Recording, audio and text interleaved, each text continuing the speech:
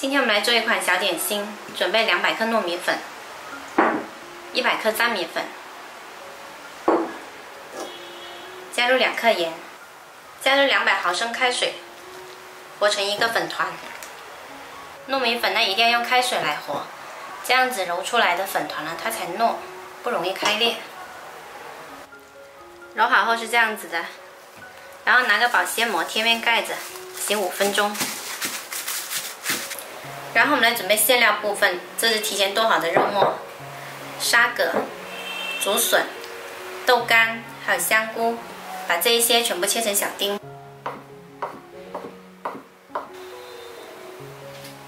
先把肉末放进来炒香，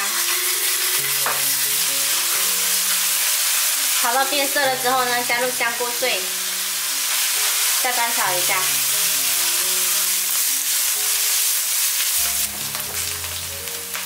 炒香了之后，加入其他的食材，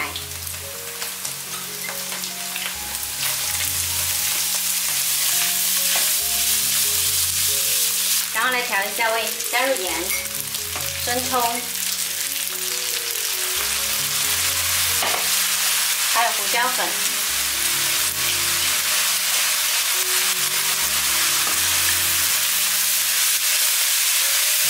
最后加上葱花，翻拌一下就可以出锅了。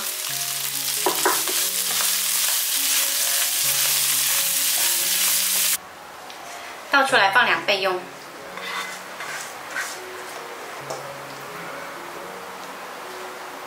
揪出来的糯米团呢，搓成圆球，然后再整成一个小碗的形状，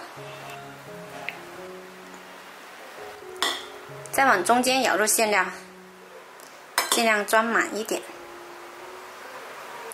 一点点把口收起来，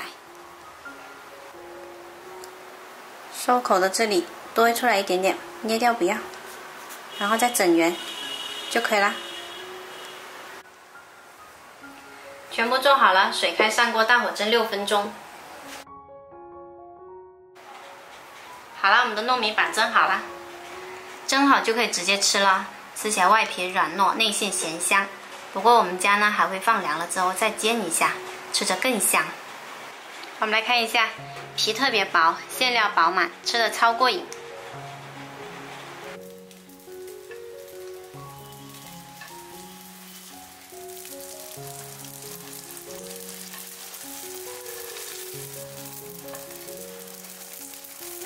煎到这样子就可以夹出来。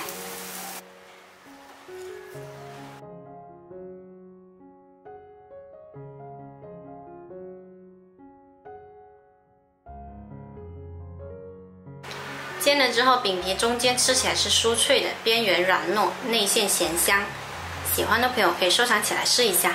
我是小坏，喜欢我的视频记得关注我哦。